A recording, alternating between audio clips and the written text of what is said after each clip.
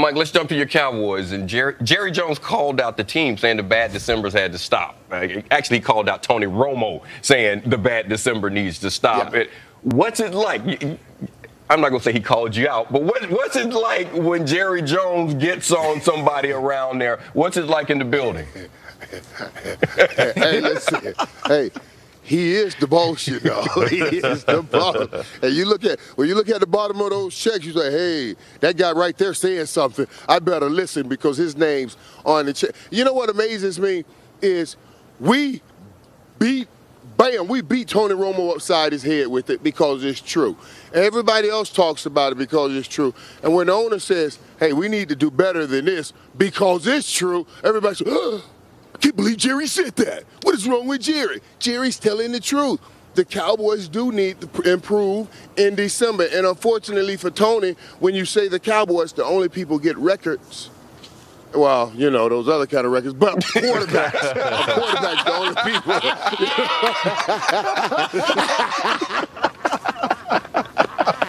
He can't help himself.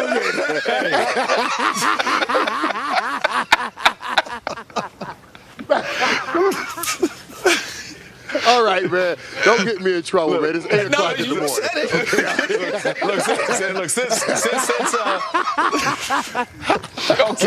Since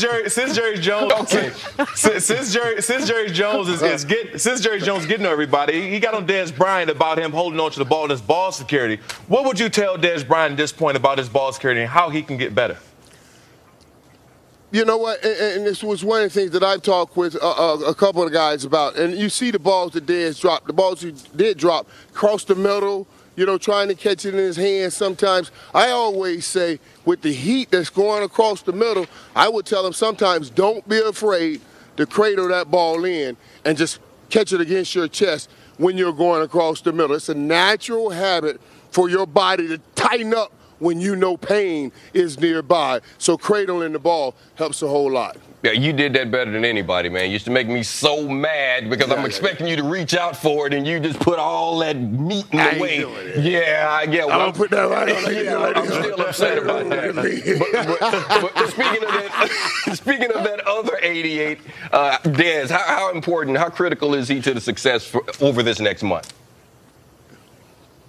Hey, and Dez has to step up and make some bigger plays. You know, we talked about last year, Dez finished the season, I mean, like a monster. He started the season off, you know, first 8 games, he had 8 touchdowns. In the last 4, only 1 touchdown. So these next 4, he's really got to rev it up if the Cowboys are going to have any chance in December. It's not just Tony Romo. It is going to take Dez Bryant revving it up also. Mike, every season the Cowboys, it comes down to the final regular season game for them. It looks like they could be playing the Eagles this year for that playoff spot.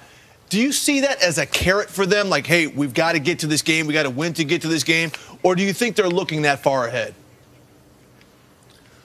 Man, they do not have hopefully they do not have the ability, because they certainly do not have the talent to be able to be forth-looking to that game right now. They have to take care of Chicago right in front of them, you know. And really, yeah, if you're looking at, if you're somebody like Denver, you know, you say, hey, man, in 3 games we got New England again. Okay, you can do that. You got the ability to. Not the Dallas Cowboys, not with what you've done in December. They have to focus on what's right ahead, even though I believe also that would be the hedge or the grudge match right there, that final game against Philadelphia. Mike, thank you for the laughing, the smiles, for making our morning absolutely excellent. And one of these days, I want to sit down in a conversation with you and ED. You can't handle the truth. All right. He's my man. I know he is. All right, Mike, enjoy the game tonight. We're just hours away from Michael Irvin and the guys. Pre-game